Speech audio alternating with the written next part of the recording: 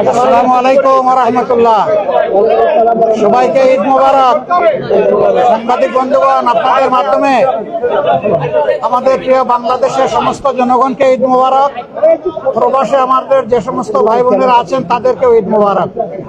আপনারা সবাই কেমন আছেন? আলহামদুলিল্লাহ। আজকের এই দিনটি মুসলিম উম্মার জন্য আল্লাহ তাআলার পক্ষ থেকে একটা নিয়ামত। এটা জুলাইয়ের পরিবর্তনের পরে দ্বিতীয় ঈদ উল ফিতর। এর আগে গত বছর আমরা একটা ঈদ উল ফিতর উদযাপন করেছি। আমরা যাদের রক্তের উপর দাঁড়িয়ে এই বাংলাদেশ পেয়েছি তাদের কাছে আমাদের একটা দায়বদ্ধতা আছে। শহীদদের কাছে, আহতদের কাছে, পঙ্গুদের কাছে, জুলাই যোদ্ধাদের কাছে, নির্বিশেষে বাংলাদেশের মুক্তিকামী সমস্ত মানুষের কাছে। ঈদ আসে খুশির বার্তা নিয়ে, এবং ঈদ আসলে বিশেষ করে শহরে নগরে অবস্থানরত জনগণ নাড়ির টানে বাড়ির দিকে তারা ছুটতে থাকে। সেই সময়টা অতীতেও বিভিন্ন সময় অনেক গ্যাঞ্জাম ছিল, সমস্যা ছিল। এবার সমস্যাটা হয়েছে আরও বেশি মাত্রায়। আমরা খুবই ব্যথিত, আমরা লজ্জিত। পরিবর্তিত বাংলাদেশে এটা হওয়া উচিত ছিল না। ভাড়া নিয়ে যে কেলেঙ্কারি হয়েছে, আর সরকারের মন্ত্রী এই বিভাগের যে সমস্ত কথা এক এক সময় এক একটা বলেছেন, আমরা জাতি হিসাবে লজ্জিত। আমরা জানি না ওনারা লজ্জিত অনুতপ্ত কিনা। মানুষ, স্বল্প আয়ের মানুষরাই বেশিরভাগ যায় গ্রামের দিকে। সারা বছর একটু একটু করে সামান্য টাকা জমায়, কিন্তু সেই টাকাটাই যদি ভাড়ায় সব শেষ হয়ে যায় তাহলে ঈদের আনন্দেই তো ম্লান হয়ে যায়, তারা কষ্টের মধ্যে পড়ে যায়। এটা অমানবিক। এইটা আসলেই একটা মানবতা বিরোধী অপরাধ, যেটা গোটা জাতির সাথে করা হয়েছে।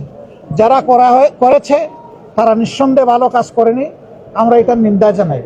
তাদের উচিত ছিল এই ঈদের যাত্রাটাকে কমফোর্টেবল করা, আরামদায়ক করা, স্বস্তিদায়ক করা। এটা তারা করতে পারেন নাই, ব্যর্থ হয়েছেন। তারপরে আল্লাহ তাআলার পক্ষ থেকে এই ঈদ মানবজাতির জন্য, মুসলমানদের জন্য রহমত হিসাবে আল্লাহ তাআলা দান করেছেন। আমরা আল্লাহ তাআলার দরবারে হাজারো শুকরিয়া আদায় করি। বন্ধুগণ, আমরা যে সময় শান্তিতে এখানে ঈদের নামাজটা আদায় করলাম, আজকে গাজা, ফিলিস্তিন, ইরাক, মধ্যপ্রাচ্যের বিভিন্ন দেশ, আমাদের পার্শ্ববর্তী কাশ্মীর, তারপরে মিন্দানাও, জুলু, ইরিত্রিয়া, সোমালিয়া, এগুলার দিকে যদি তাকান তাহলে দেখবেন যে আসলে তাদের সেই ঈদের আনন্দ নেই। যুদ্ধের দাবানল চতুর্দিকে জ্বলছে, জ্বলে পুড়ে সভ্যতা, মানবতা ছাই হচ্ছে। আমরা চাই এই যুদ্ধ যারা উস্কে দিয়েছেন আল্লাহ তাআলা তাদেরকে যেন মানবতাবোধ দান করে, তারা যেন মানুষকে সম্মান করতে শিখে, এবং এই যুদ্ধ থেকে তারা যেন বিরত থাকে, মানুষ যেন শান্তি পায়। মহান আল্লাহর দরবারে দোয়া করি, আল্লাহ যেন মজলুমের সহায় হন, জালিমের বিরুদ্ধে আল্লাহ যেন মজলুমকে সাহায্য করেন, এবং শেষ পর্যন্ত মজলুমের বিজয়ী যেন আল্লাহ নিশ্চিত করে দেন। আমরা আশাবাদী। আল্লাহ তাআলা বলেছেন, কামিন ফিয়াতিন কালিলাতিন গালাবাত ফিয়াতান কাসীরাতান বিইজনিল্লাহ। আল্লাহ তাআলা যুগে যুগে কত ছোট ছোট দলকে বিশাল বাহিনীর বিরুদ্ধে বিজয় দিয়েছেন। আমরা আল্লাহর দরবারে দোয়া করি, যারা সত্যের পক্ষে, মানবতার পক্ষে আছে, আল্লাহ যেন তাদেরকে বিজয় দান করেন।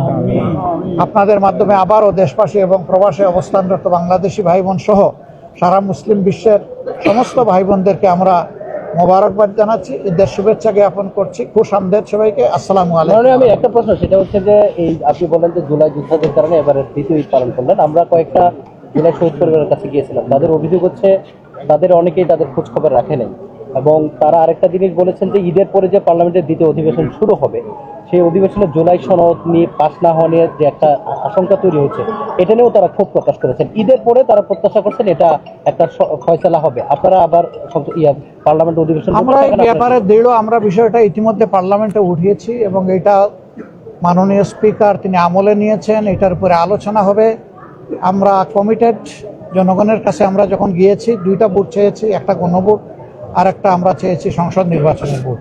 ভোট তো জনগণ দুইটাই দিয়েছে, তাই একটা হালাল হলে আর একটা হারাম হবে কেন? আর একটা যদি হারাম হয় তাইলে আর একটা হালাল হয় কিভাবে?